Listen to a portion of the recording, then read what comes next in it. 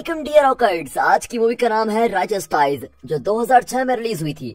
Movie की शुरुआत में डोंगची नाम के गैंगस्टर को दिखाते हैं, जो एक पावरफुल बिजनेसमैन येंग के लिए काम करता है। येंग के पास जरूरत से ज्यादा पैसा, पावर और इन्फ्लुएंस है। येंग के कहने पर डोंगची चोई नाम के एक प्रोफेशन का खून करने जाता है। चोई अपनी जान की भीख मांगता है तो डोंगची उसको चाकू देकर कहता है तुम सुसाइड कर लो। इतने में पुलिस कार के सायरन सुनाई देने लगते हैं। अब चोई का बर्ताव बदल जाता है और जिन गैंगस्टर से उसने जान की भीख मांगी थी, अब वो उन्हीं को धमका रहा होता है। कुछ आदमी बाहर जाकर चेक करते हैं तो वहाँ पुलिस कार नहीं, एक फायर ट्रक जा रहा होता है। और जब चोई को ये पता चलता है तो वो खामोशी हो जाता है। अब डोंगची तंग आकर चोई पर वार करता है, लेकिन अगले ही सीन में दिखाते हैं कि डोंगची और उसके साथी जेल में है और चोई बहुत बुरी हालत में हॉस्पिटल में है। अब एक प्रोसिक्यूटर डोंगची से मिलता है और उससे पूछता है कि तुम किसके कहने पर चोई का खून करने गए थे। सब जानते हैं कि डोंगची को उसके बॉस येंग ने भेजा था, लेकिन डोंगची आखिर तक येंग का नाम ही नहीं लेता। प्रोसिक्यूटर उसको धमकाता है कि अगर सच नहीं बताओगे तो तुम्हारे सारे पिछले केसेस खुलवा दूंगा और तुम्हें 20 साल के लिए जेल भिजवा दूंगा। लेकिन डोंगची कुछ भी कहने से साफ इनकार कर देता है। फिर वो डोंगची से एक डील करता है कि अगर तुम इंक्वायरी में कोऑपरेट करोगे तो तुम्हारी सजा सिर्फ 5 साल की होगी। लेकिन ना, वो चू तक नहीं करता। आखिर उस पर केस चलाया जाता है और 7 साल की जेल की सजा दी जाती है। डोंगची की वफादारी देखकर येंग बहुत ही इम्प्रेस हो जाता है, लेकिन वो ये भी जानता है कि डोंगची का पुलिस कस्टडी में होना उसके लिए खतरनाक साबित होगा। डोंगची को जेल में लेके जाते हैं तो उसे किसी की सीटी बजाने की आवाज सुनाई देती है। वो तुरंत पहचान लेता है कि ये उसका पुराना दोस्त सुन टेन की आवाज है। वो गार्ड्स को धक्का देकर उस फ्लोर पर पहुंच जाता है जहां से आवाज आ रही है। अब सुन टेन को जिंदा देखकर डोंगची बहुत ही हैरान और खुश भी होता है। सुनटैन को कुछ साल पहले फांसी की सजा मिली थी और दोनों दोस्त पुराने दिनों के बारे में बातें करते रहते हैं। सुनटैन उसके पिता के बारे में पूछता है तो पता चलता है कि वो पिछले साल ही मर गए थे। डोंगची उससे माफी मांगता है कि मैं तुम्हें फांसी की सजा में नहीं बचा पाया। फिर लंच टाइम पे डोंगची के सेलमेट्स उसे अपना इंट्रोडक्शन देते हैं। उसमें से एक राउडी सबको बुली कर रहा होता है और राउडी और उसके साथी जिसे चाहे उसको पीट देते हैं और उनका खाना भी छीन लेते हैं। जेल में उन्हीं का राज चल रहा होता है। यहाँ डोंगची का बॉस येंग प्रोफेसर चोई से मिलने जाता है और उसे एक बिजनेस डील करता है, लेकिन चोई गुस्से में होता है कि डोंगची ने मेरी बेइज्जती की और मुझे मारने की कोशिश भी की। वो कहता है कि अगर तुम मेरे साथ बिजनेस करना चाहते हो तो डोंगची को खत्म कर दो। येंग इस बारे में बहुत सोचता है और फिर अपने बिजनेस के खातिर अपने राइट हैंड मैन डोंगची को खत्म करने का फैसला कर ही लेता है। अब मिनो नाम के एक आदमी को दिखाते हैं जो डोंगची का बेस्ट फ्रेंड है और येंग के गैंग का मेंबर भी है। डोंगची के अरेस्ट होने पर उसे बहुत ही बुरा लगता है और वो डोंगची की गर्लफ्रेंड योली से कहता है तुम जेल जाकर डोंगची से मिलो, लेकिन योली डोंगची से बात तक नहीं करना चाहती। इसी बीच येंग डोंगची से मिलने आता है और कहता है कि मैं तुम्हारा आभारी हूँ। वो झूठ बोलता है कि मैं तुम्हें छुड़ाने की पूरी कोशिश कर रहा हूँ। डोंगची बहुत खुश होता है कि उसका बॉस उससे मिलने आया, लेकिन वो नहीं जानता है कि येंग उसको मार डालने का प्लान बना रहा है। डोंगची उसे ये भी बताता है कि सुनटैन अब भी जिंदा है, लेकिन ये सुनकर येंग खुश नहीं होता क्योंकि उसकी और सुनटैन के बीच अच्छी रिलेशनशिप नहीं है। अब यहाँ योली से मिलने के बाद मिनो डोंगची के पेरेंट्स से मिलने जाता है और उन्हें बताता है कि डोंगची जेल में है। उसके पेरेंट्स को जरा भी हैरानी नहीं होती क्योंकि वे जानते हैं कि डोंगची शुरू से इलीगल काम कर रहा है। वहाँ मिनो एक पुरानी फोटो देखता है जिसमें वो डोंगची और सुनटैन होते हैं। ये तीनों बचपन से बहुत ही करीबी दोस्त है।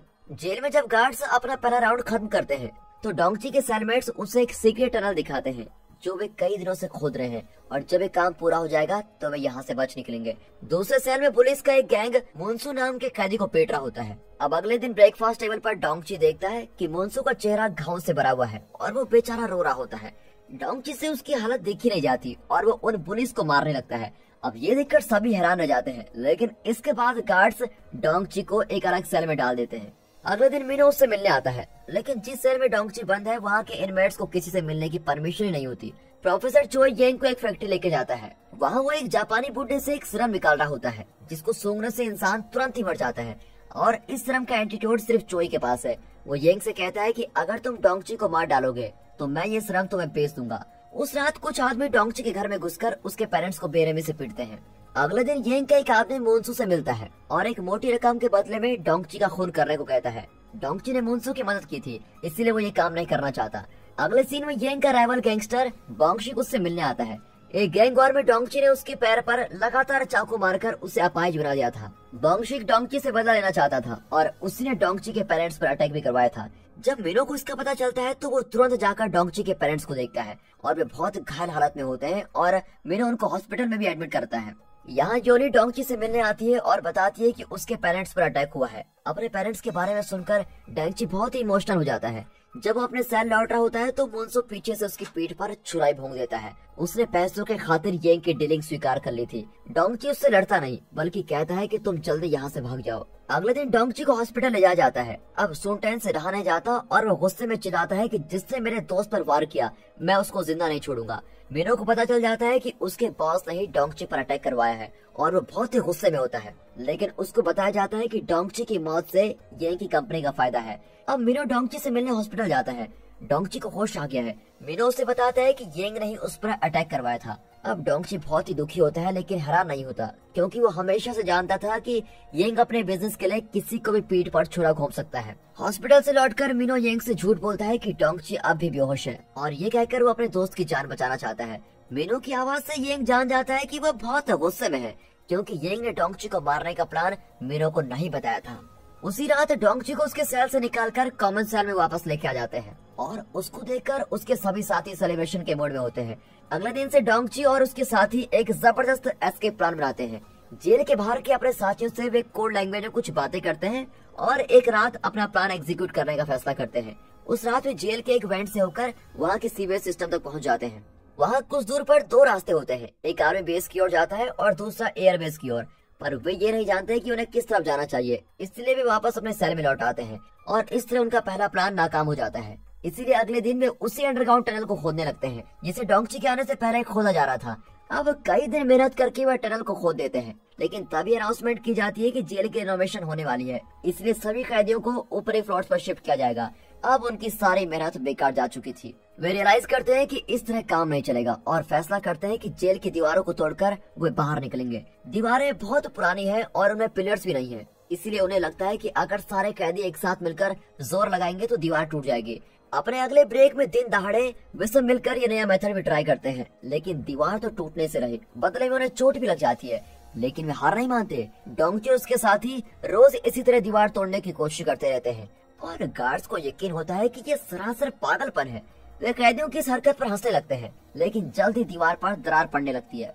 मिनो और दूसरे गैंग मेंबर्स पास के गांव में राइफल फायरिंग सीख रहे होते हैं। मिनो आसमान की ओर एक बुलेट फायर करता है जो ऊपर उड़ते हुए फाइटर जेट पर लगती है और इससे जेट का कोई सिस्टम खराब हो जाता है और वो सीधे जेल की ठीक बाहर क्रैश हो जाता है। अब सभी कैदी चुप हो जाते हैं और देखते हैं कि क्रैश के इम्पैक्ट से दीवार की दरारें बढ़ गई है और आखिरकार दीवार गिर जाती है और इस चांस पे डांस करके डोंगची और उसके साथी तूफान की तरह जेल से बाहर भाग जाते हैं। उनको देखकर दूसरे कैदी भी उनके पीछे पीछे भागने लगते हैं। अब जेल के अंदर बड़ी खतरनाक हलचल मच जाती है। फिर पता चलता है कि बड़ी तादाद में कैदी बचकर भाग चुके हैं। नेशनल टेलीविजन पर ये न्यूज देखकर येंग को पता चल जाता है कि डोंगची बच निकला है। फिर डोंगची और उसके 4 साथी एक जगह पहुंचते हैं, लेकिन उनका एक साथी पकड़ा जाता है और वो बताते हैं कि वे बहुत दिनों से जेल से बचने का प्लान बना रहे थे। डोंगची का ग्रुप पुलिस से बचने के लिए एक फोटो स्टूडियो में घुस जाता है। वहाँ एक औरत इनको देख लेती है और वे ना चाहते हुए भी उसे रस्सी से बांध देते हैं। फिर वे पास के एक ड्राई क्लीनर से कुछ कपड़े चुराकर पहन लेते हैं। यहाँ आखिरकार पुलिस सभी कैदियों को पकड़ लेती है, लेकिन ये पांचों उनके हाथ नहीं लगते। वे टीवी में देखते हैं कि उनका जो साथी पकड़ा गया था उसने पुलिस को बताया कि उनके गैंग का नाम है लव एंड फ्रेंडशिप। ये लोग एक दूसरे को टुकुर टुकुर देखते हैं कि भाई हमने तो ऐसा कोई नाम ही नहीं रखा था। वे उस औरत से खाना बनवाते हैं। वो बेचारी तो इनको ऐसा खाना परोसती है जैसे ये लोग घर आए मेहमान हो।